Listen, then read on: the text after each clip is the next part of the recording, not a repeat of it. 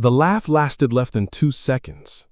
Marcus Webb heard it from the hallway, through a door that had been left open 4 inches. Not wide enough to be an invitation, just wide enough that sound traveled.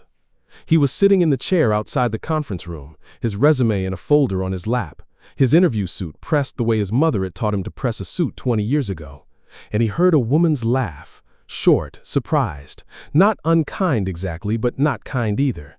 And then he heard her say to someone else in the room, "Wait, this guy actually put 'fix the office printer' on his resume as a leadership example?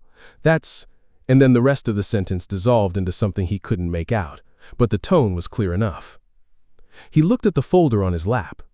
The printer thing was true. It had been 3 years ago, at his last job, a mid-sized logistics company in Newark, and the printer in question had been down for 2 weeks, which meant the entire fulfillment team was printing shipping labels from a workaround that took 4 times as long, and nobody with the authority to fix it had prioritized it. And Marcus, who had been a warehouse operations coordinator and not an IT person and not anyone whose job description included printers, had spent his lunch break for 3 days diagnosing the problem, discovered it was a driver conflict that IT had been treating as a hardware issue, fixed it himself, and saved the fulfillment team approximately 6 hours a week for the 11 months remaining on his tenure there. He had put it on his resume because his career coach, a woman named Pat at the unemployment office, who had been kind to him in a way that mattered more than she probably knew, had told him that hiring managers wanted to see initiative, and that the printer story was initiative, and that he should not be embarrassed about it just because it sounded small. He had believed her. He still believed her, mostly. But sitting in a hallway outside a conference room at Voss Dynamics, hearing a CEO laugh at it through a 4-inch gap in a door, he felt the specific, familiar sensation of being exactly as small as the story made him sound. He was 36 years old. He had a 7-year-old son named Eli. He had been out of steady work for 5 months, ever since the Newark company did a round of layoffs that had taken out his entire department in the name of operational restructuring, which Marcus had since learned was a phrase that meant a consultant had drawn a box around a group of people on an organizational chart, and the box had been removed. He had been to 11 interviews in 5 months. This was the 12th. He needed this one to go differently, not because the previous 11 had gone badly exactly, but because 11 no's in 5 months had a cumulative weight that was beginning to affect how he walked into rooms. And he could feel it happening, and he hated that he could feel it happening, because Eli needed him to walk into rooms like a person who believed things were going to work out. The door opened. A young man, an assistant, Marcus assumed, mid-20s, holding a tablet, stepped out and said, "Mr. Webb? They're ready for you." Marcus stood. He buttoned his jacket. He picked up the folder. He walked into the room. The conference room at Voss Dynamics was on the 19th floor of a building in downtown Newark, with windows that looked out over the river.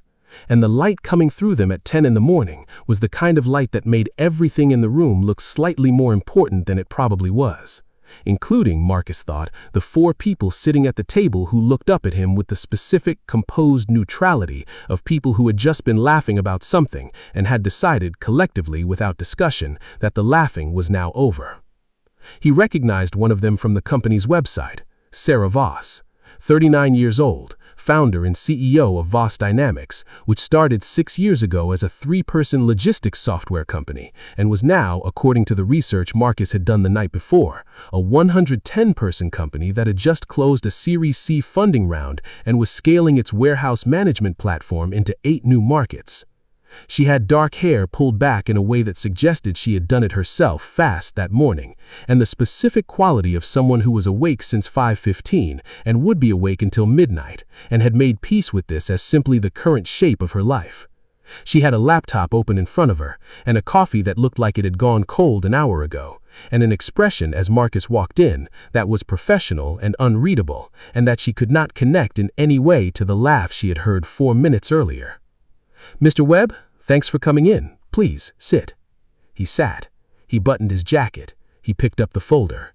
He walked into the room.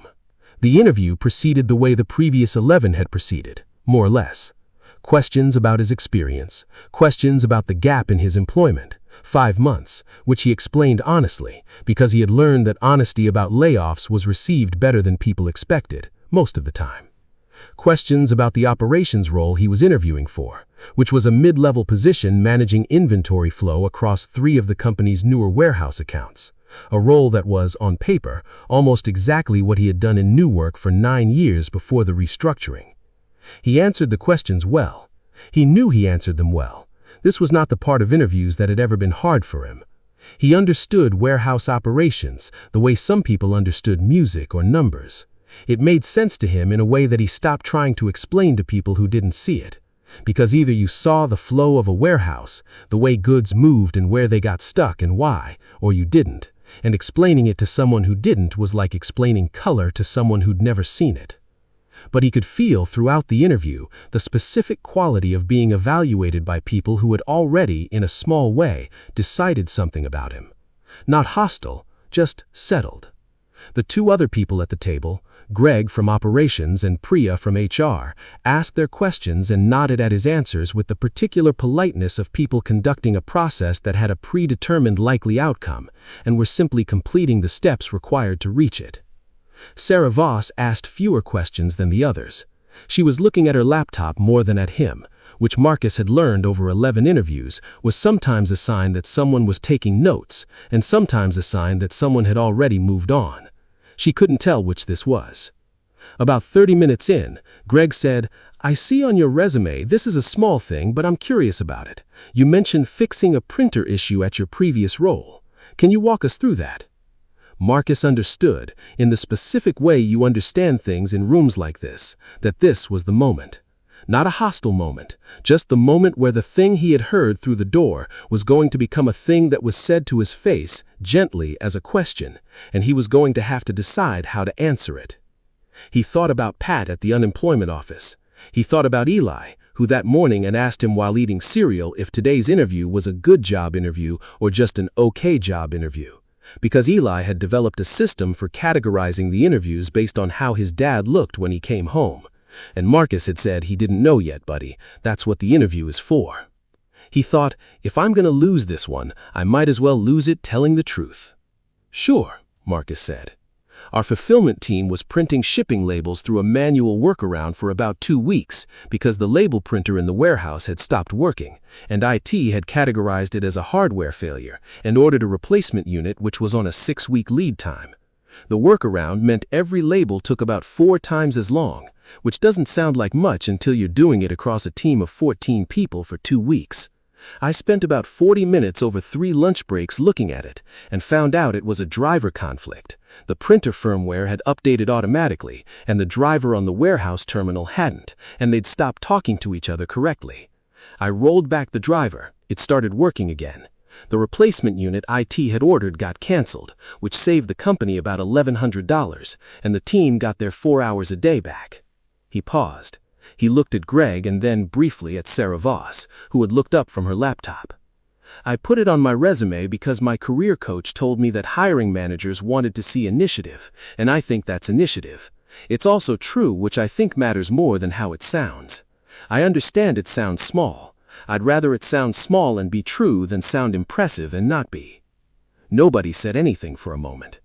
Greg wrote something down. Priya glanced at Sarah. Sarah looked at Marcus for a moment with an expression he couldn't read, and then said, "Thank you, that's helpful," and moved to the next question, which was about his availability to start, which was a question Marcus had learned over 11 interviews that companies asked even when they had no intention of hiring you, because it cost them nothing and ended the conversation in a forward-looking way. The interview ended 12 minutes later. Sarah Voss shook his hand and said it had been great to meet him and that they'd be in touch within the week. Marcus had heard this sentence in approximately this configuration 11 times before. He took the elevator down 19 floors. He walked out onto the street. He called Eli's school to confirm pickup, the way he did every day, and then he walked to the train station and sat on a bench and waited for the train that would take him back to the part of Newark where he and Eli lived in a 2-bedroom apartment.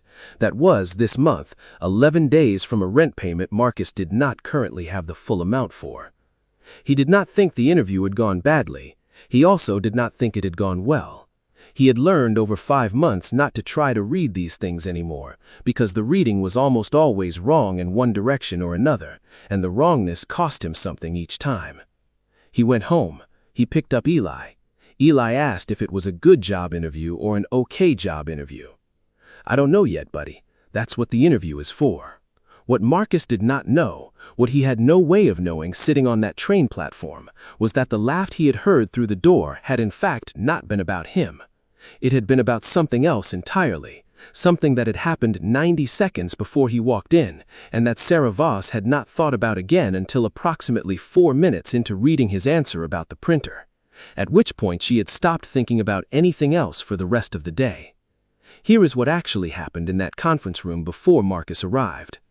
Sarah Voss had been up since 4:45 that morning because at 4:15 she got a call from her head of warehouse operations in their newest facility, a 140,000 square foot fulfillment center in Ohio that had gone live 11 days ago, the company's largest and most important launch, the facility that The Series C pitch had been built around the facility that 3 of their biggest retail clients were depending on for a holiday season volume commitment that, if missed, would not just cost the company money, but would cost it the kind of reputational damage that took years to undo.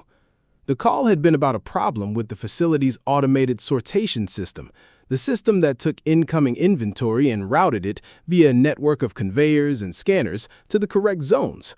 For the past 4 days, the system had been experiencing what the operations team was calling ghost misroutes, a small but steadily growing percentage of items that the scanners were reading correctly, that the system was routing correctly according to its logic, and that were nonetheless ending up in the wrong zones in a pattern nobody could explain. The percentage was small. On day 1, it had been 0.3%. By day 4, it was 1.1%. The operations team had brought in the system's vendor, a company called Halston Logistics Systems, which had built and installed the sortation software, and Halston's senior engineers had spent 2 days on site and concluded this morning in the 4:15 a.m. call that the issue was almost certainly a hardware calibration problem with one of the optical scanners, that recalibrating all 42 scanner units in the facility would take approximately 3 days, and that during those 3 days, the misroute rate would likely continue to climb, possibly to as high as 4 or 5% by the time recalibration was complete, which, at the facility's current volume, meant somewhere between 8 and 12,000 misrouted items per day. The Ohio facility had been online for 11 days. It had a critical client shipment deadline in 9 days. A 3-day recalibration window that might not even solve the problem, layered on top of an already tight timeline, was, Sarah's head of operations had said at 4:15 in the morning, in a voice that was trying very hard to sound calm, "Not great, Sarah. I'm not going to pretend this is not a serious problem." Sarah had been awake since then. She had been on calls with the Ohio team, with Halston's account manager, with her CFO about what a missed client deadline would mean for the relationships and, by extension, for the next funding conversation that was already on the calendar for January. By the time she walked into the conference room at 9:55 for a 10 o'clock interview that she had, if she was honest, completely forgotten was on her calendar until Priya reminded her 15 minutes earlier, she had been thinking about ghost misroutes and optical scanners and a 0.3% that had become 1.1% for nearly 6 hours, and she had not slept, and her coffee was cold, and she was not, in any meaningful sense, present. 90 seconds before Marcus walked in, Greg, trying to make conversation, trying to lighten the room that clearly had absorbed whatever mood Sarah had walked in carrying, had picked up Marcus's resume from the folder Priya had printed and said, "Oh, this is kind of funny. This guy lists fixing the office printer as a leadership example," and had read the line out loud in a tone that was meant to be light, an icebreaker, a small moment of levity in a tense morning. And Sarah had laughed. Not at Marcus. Not really even at the printer. She had laughed because she was exhausted and stressed, and the word printer, in that moment, after 6 hours of optical scanners and calibration windows and ghost misroutes, had hit some exhausted nerve and produced a short, involuntary, slightly hysterical laugh that had nothing to do with the man on the other side of the door and everything to do with the fact that Sarah Voss had not laughed at anything in 11 days. And her body had apparently decided this was the moment, regardless of whether the moment deserved it. She had not thought about it again, until Marcus started talking about the printer. The printer firmware had updated automatically, and the driver on the terminal hadn't, and they'd stopped talking to each other correctly. Sarah looked up from her laptop. She had been taking notes, actual notes, about his operations experience, which is genuinely strong. 9 years managing inventory flow at a company whose scale was comparable to where Voss Dynamics was about 3 years ago, but she had been taking them with maybe 60% of her attention, the other 40% still somewhere in Ohio with 42 optical scanners. I rolled back the driver. It started working again. Something in Sarah's brain, the part that had been quietly working on the Ohio problem in the background all morning, the part that did this, that never fully stopped, that was a large part of why she had not slept properly in 11 days, caught on to something. Not consciously, not yet, just a small, half-formed flicker of recognition, the kind you get when someone says a word that's adjacent to a word you've been thinking about, and your brain for half a second thinks they're the same word. Firmware. Driver. Stopped talking to each other correctly. The replacement unit IT had ordered got canceled, which saved the company about $1,100, and the team got their 4 hours a day back. Sarah set down her pen. I put it on my resume because my career coach told me that hiring managers want to see initiative, and I think that's initiative. It's also true, which I think matters more than how it sounds. Sarah was no longer thinking about the interview. She was thinking about a call 2 days ago with one of Halston's junior engineers, not the senior team that had flown in, but a younger guy who had been on site for the original installation 11 days ago, and was part of the call where the senior team presented their hardware calibration theory. The junior guy had said something, almost in passing, that nobody had followed up on, because the senior team's theory sounded confident and the junior guy sounded uncertain, and in a room full of senior engineers presenting a confident theory, a junior uncertain engineer tends not to get airtime. What he had said was, the scanners were all working fine in testing before go live. The misroutes only started on day 3. I don't know if it's related, but the warehouse management software pushed an update on day 2, overnight, automatic update, the kind that happens in the background and nobody flags because it's routine. I don't think anyone checked whether the scanner firmware and the new software version are still, and he trailed off because someone else had started talking about calibration tolerances, and the moment had passed, and Sarah, on the call, half listening while also responding to 3 Slack messages about something else, had not registered it as important. The scanner firmware and the new software version are still talking to each other correctly. Sarah Voss sat very still. "Thank you, that's helpful," Greg said, moving on to the next question. And Sarah heard the words, but they arrived from somewhere very far away, because she was no longer in the conference room. She was in Ohio mentally, standing in front of an optical scanner, thinking about an automatic overnight software update that happened on day 2 of an 11-day deployment, and a misroute rate that started on day 3, and 42 scanners that Halston's senior team wanted to spend 3 days physically recalibrating when the problem might not be the scanners at all. Might be that the scanners are reading correctly, exactly as they always have, but the software interpreting their readings has updated overnight and is now interpreting the same correct readings slightly differently, in a way that produces an error rate that is small at first and will compound as more inventory moves through the system and more of it hits the specific edge cases where the old reading and the new interpretation disagree. A driver conflict, not a hardware problem. A communication problem between 2 systems that were each working correctly, independently, that drifted out of sync because one of them changed, and nobody checked whether the other noticed. Exactly, like a printer. "Mr. Webb," Sarah said. The room went quiet. Greg, mid-question, stopped. Marcus looked at her. "I'm sorry to interrupt," Sarah said, and she was aware that her voice sounded different than it had a minute ago, sharper, more present, in a way that she could see registering on Greg's and Priya's faces, the specific recalibration of people noticing that the person in charge had suddenly, unexpectedly, woken up. "Can I ask you a follow-up question about the printer thing? It's going to sound strange, but I need you to bear with me." "Okay," Marcus said.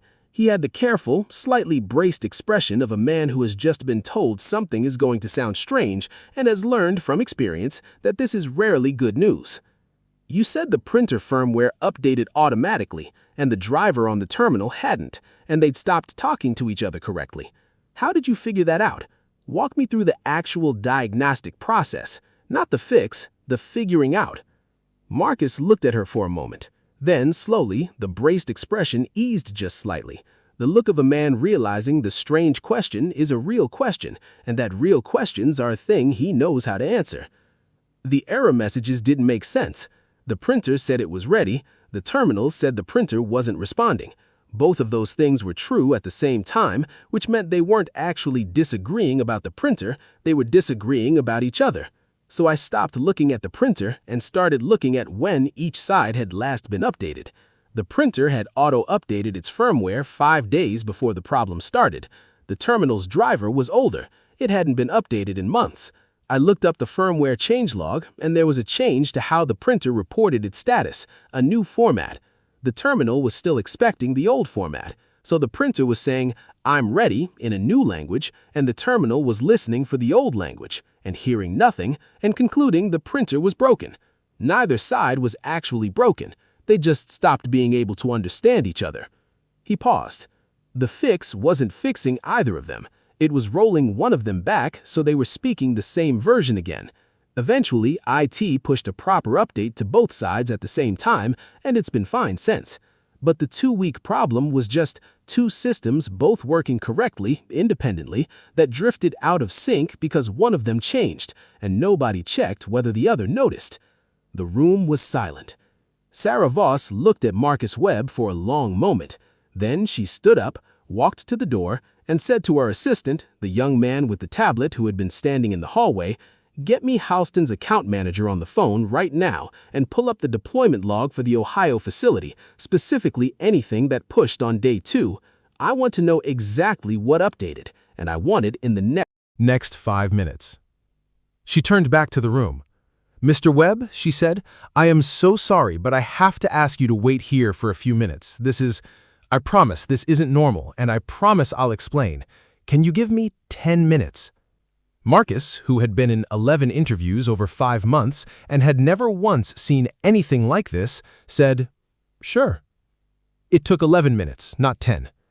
Sarah came back into the conference room with her phone still in her hand and an expression that Marcus would spend a long time afterward trying to describe to people because there wasn't a clean word for it.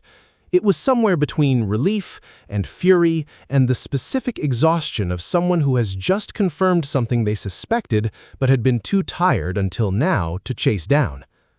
"On day 2, she said, sitting back down, not at the head of the table this time, but in the chair next to Marcus, which Marcus noticed and which Greg and Priya also noticed, the warehouse management software at our Ohio facility received an automatic update, overnight.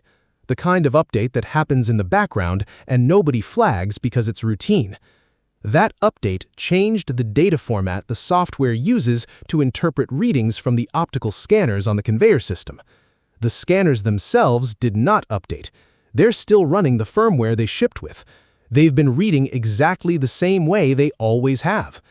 She looked at Marcus.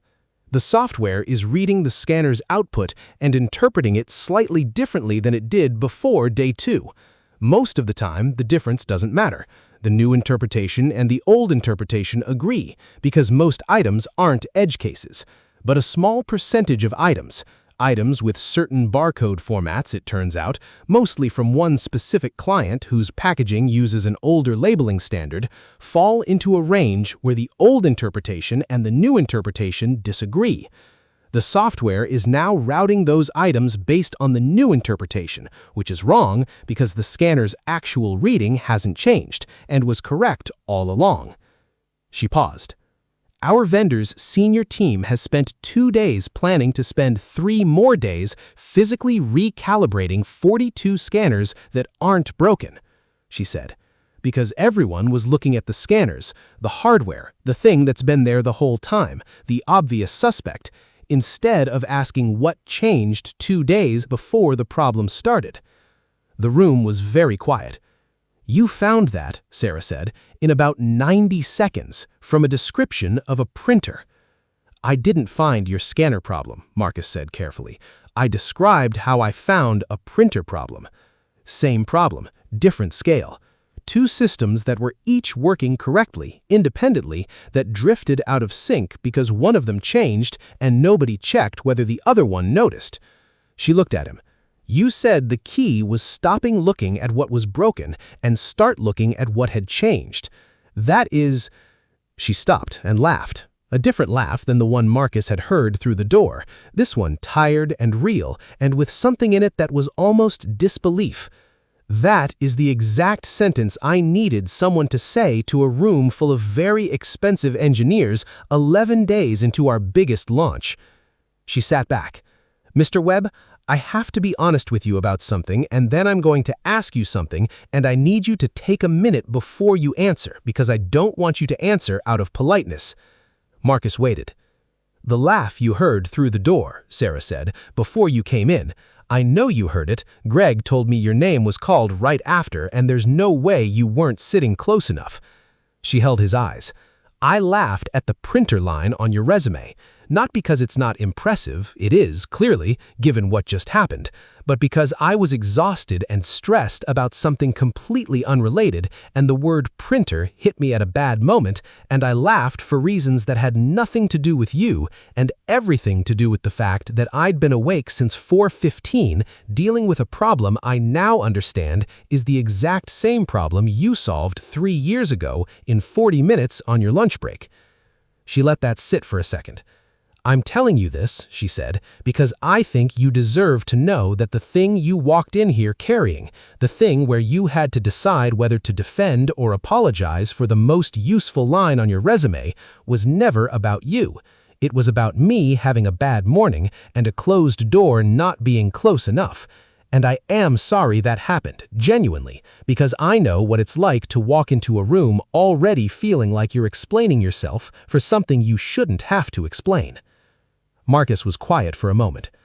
"Thank you for telling me that," he said, and he meant it, not as a politeness, but because something in his chest, something that had been sitting there since the hallway, loosened slightly. "Here's what I want to ask you, and take your minute, I mean it." She leaned forward. "The role we brought you in for today is a mid-level operations position managing inventory flow on 3 accounts. It's a good job, you'd be good at it. Everything in this interview before the printer thing told me that, and I want to be clear, you would have gotten an offer for that role regardless of what just happened. Your experience is strong, and your answers were good, and I wasn't paying full attention to that, which is my failure, not yours." She paused. "But what just happened in this room is not a mid-level operations skill. What you just did, diagnosing a systems problem by asking what changed instead of what's broken, and doing it fast, under pressure, from a cold description with no access to the actual systems, that is something we are about to need very badly, at a scale that goes well beyond one printer or even one facility. We are opening 4 more fulfillment centers in the next 18 months. Every single one of them is going to have some version of this problem, some small, invisible drift between systems that were each working fine independently, that nobody notices until it's a crisis. We don't currently have anyone whose job is to think the way you just thought. We have people whose job is to fix things that are broken. We don't have anyone whose job is to notice what changed before it becomes broken." She sat back. "I want to create that role," she said. "I don't know yet exactly what to call it, something like Systems Integration Lead or Operations Diagnostics Lead. I'll figure out the title later. But the job would be exactly what you just did, across all our facilities, looking at the seams between systems, software updates, hardware changes, vendor handoffs, anything where 2 things that were each working fine are now talking to each other slightly differently than they used to, and catching the drift before it compounds into the kind of thing that costs us a holiday season." She looked at him. "It would be a significant pay increase from the role we brought you in for today. It would also be a role that doesn't exist yet at a company you walked into an hour ago, based on a printer story and 90 seconds of conversation. I am aware that is either the best pitch you've heard in 5 months or the strangest one, and possibly both." Marcus did not say anything immediately. He was thinking about Eli, eating cereal that morning, asking if today was a good job interview or an okay job interview. He was thinking about 11 rent payments, 10 of which he had made on time, and the 11th of which was 11 days away and not currently fully funded. He was thinking about Pat at the unemployment office, who had told him not to be embarrassed about the printer, and the who he was at some point very soon was going to have to call and tell about this, because she was going to want to know. He was also thinking about something else, something that had nothing to do with money, though the money mattered enormously. He was thinking about the specific feeling of being asked a real question and being allowed to give a real answer, and that real answer being the thing that mattered, instead of how it sounded on paper. He thought about what he had told Greg 20 minutes earlier. I'd rather it sound small and be true than sound impressive and not be true. Can I ask a question first? Marcus said. Of course. The Ohio problem, he said. Is it actually fixed, or do you just know what it is now? Sarah looked at him for a moment, and something in her face shifted. Not surprise exactly, but the specific recalibration of someone realizing the person across the table was already thinking about the next thing. We know what it is, she said. Halston's team is rolling back the software update on the affected systems right now, which should stop new misroutes immediately.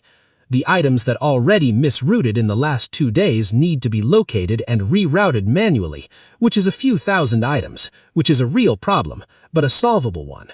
Much more solvable than 3 days of scanner recalibration that wouldn't have fixed anything. Okay, Marcus said. Then here's my actual question. He paused. The Ohio problem, is it actually fixed, or do you just know what it is now? Sarah looked at him for a moment, and something in her face shifted.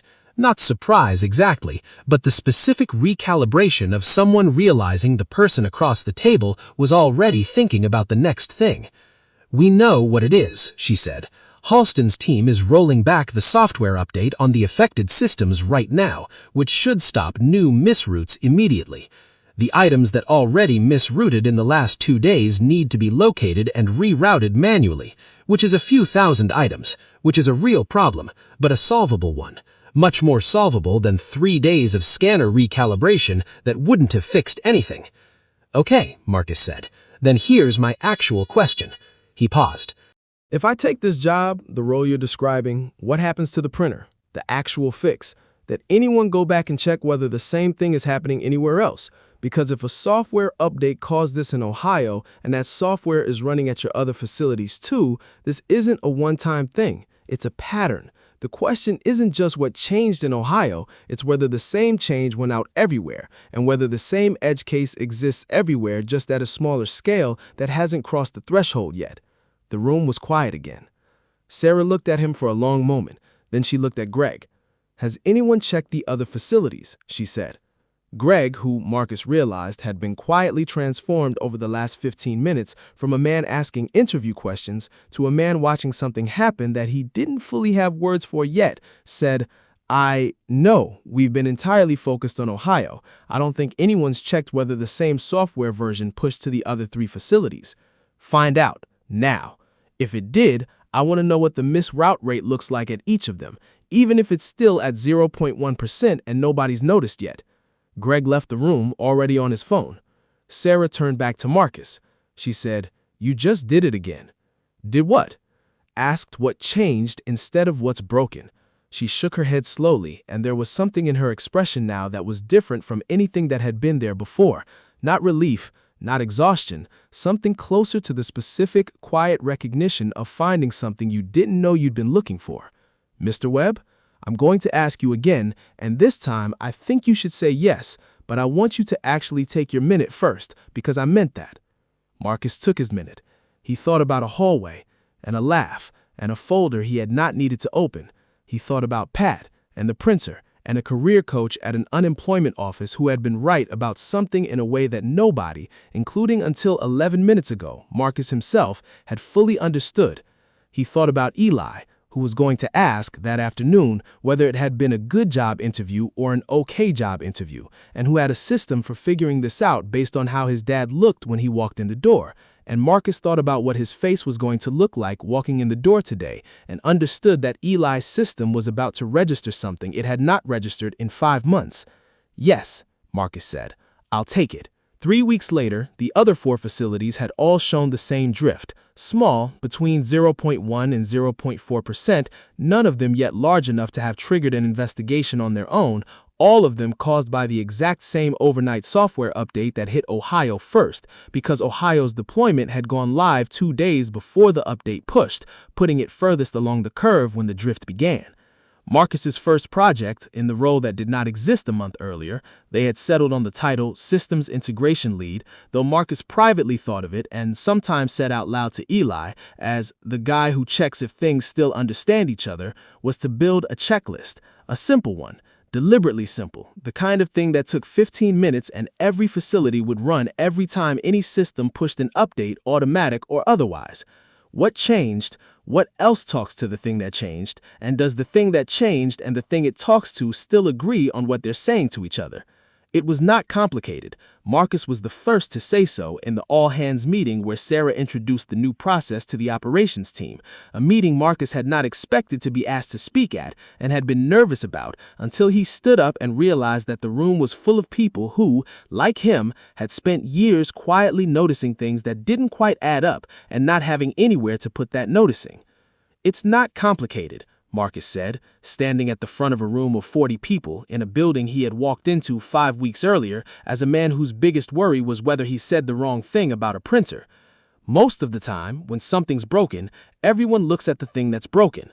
But a lot of the time, the thing that's broken isn't actually broken. It's just not talking to something else the way it used to, because one of them changed and the other one didn't notice. So the checklist isn't about finding what's wrong. It's about asking what changed recently and then checking whether everything that talks to that thing still understands it." He paused.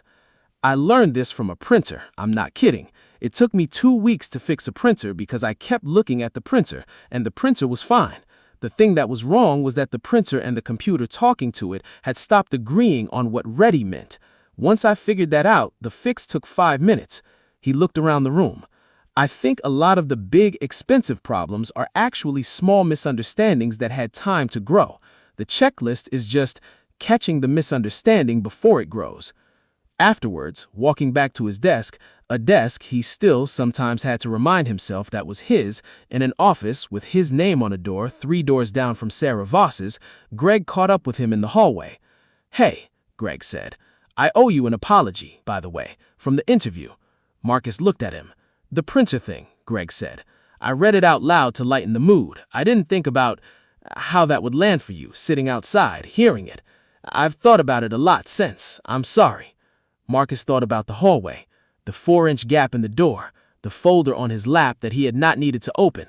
"It's okay," he said, and then, because it was also true, and because he had learned over 5 weeks that this was a place where the true thing was usually the right thing to say, "Honestly, if you hadn't read it out loud, Sarah might not have been thinking about printers when I started talking about printers. The timing was bad for me in the hallway, but it might be the only reason any of this happened." Greg looked at him for a moment, and then laughed. A real laugh, easy, nothing like the one Marcus had heard through the door 5 weeks earlier. "That's a very generous way to look at it," Greg said. "I've had a lot of interviews," Marcus said, "and I've learned that the way things look in the moment aren't always the way they turn out. You just don't get to know which moments are which until later." That evening, Marcus picked up Eli from his after-school program, the way he did every day, and Eli got into the car with his backpack and looked at him with the evaluating expression that Marcus had come to recognize as Eli's diagnostic mode, the same look, Marcus sometimes thought, that he himself probably had when he was looking at a system that wasn't behaving the way it should. "How was work?" Eli asked. This was new. For 5 months, the question had been, how was the interview? Was it good or okay, based on Marcus's face? For 5 weeks now, the question had been, how was work? And Marcus still felt something settle in his chest every time he heard it, a small, quiet thing he hadn't fully named yet. "It was good," Marcus said. "I talked in front of 40 people today about the checklist thing I made." "The thing changed thing?" Eli said. Eli had heard about the checklist about 11 times by now and had opinions about it because Eli had opinions about most things, and Marcus had learned over 7 years that Eli's opinions were worth listening to even when, especially when, they came from somewhere unexpected. Yes, the thing changed thing. Did they like it? "I think so." Sarah said it's going to be the standard process at every warehouse now, not just the new ones, the old ones too. Eli considered this with the seriousness he brought to most information.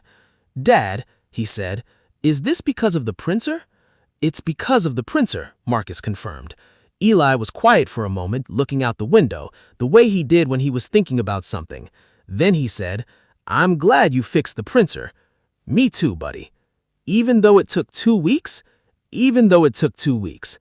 Eli nodded with the specific finality of someone whose understanding of a situation had just been confirmed and who was ready to move on to whatever was next, which turned out for the rest of the car ride to be a detailed account of something that had happened at recess involving a soccer ball and a kid named Dimitri, which Marcus listened to the same attention he had once given to the printer because he had learned a long time ago and then forgotten and then remembered again over the last 5 weeks that the small things were very often where the real things were hiding. He drove home. The Newark evening was doing the thing November evenings did. Early dark, the street lights coming on, the city settling into itself for the night. He thought about a hallway, and a laugh, and a folder he had not needed to open. He thought about what changed and what didn't, and what it meant when two things stopped understanding each other, and what it meant on the rare and quietly extraordinary occasions when someone finally asked the right question and they started understanding each other again. He thought it was, in the end, not so different from anything else. You just had to ask what changed, and then you had to be willing to listen to the answer. If you've ever walked into a room already feeling small, carrying something you were taught to be embarrassed about, bracing for the laugh before it even happens, this story is for you. Sometimes the thing you're embarrassed about is the thing that matters most. Sometimes the room isn't laughing at you at all. And sometimes the smallest, most overlooked thing in your whole resume is the exact thing someone else has been desperately needing without knowing it until the moment you say it out loud. Drop a comment and tell us about your printer, the small thing you almost left off that turned out to matter most. Subscribe for more stories like this one every single week. We'll see you next time.